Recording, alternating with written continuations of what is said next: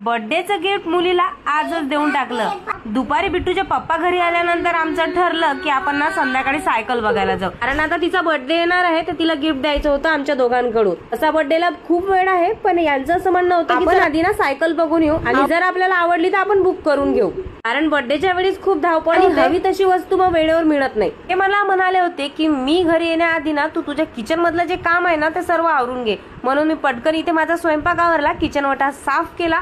सर्व आवरत केल्यानंतर मी पहिला माझी तयारी केली आणि तयारी करत असताना मला दिसले माझे पांढरे केस जे आजकाल जरा जास्तच झालेत। इथे टी शर्ट जीन्स घालून मी झाली तयारी झाल्याबरोबर आज बिट्टूचे पप्पा घरी आले आणि आम्ही आमची स्कूटी घेऊन निघालो अकोल्यामध्ये। ज्यावेळी आम्ही घराच्या बाहेर पडलो त्यावेळेस 8 वाजले होते आणि हा आहे आमच्या मेन हॉस्पिटलचा रोड जो पूर्ण खाण्यापिण्याच्या वस्तूने भरलेला असतो।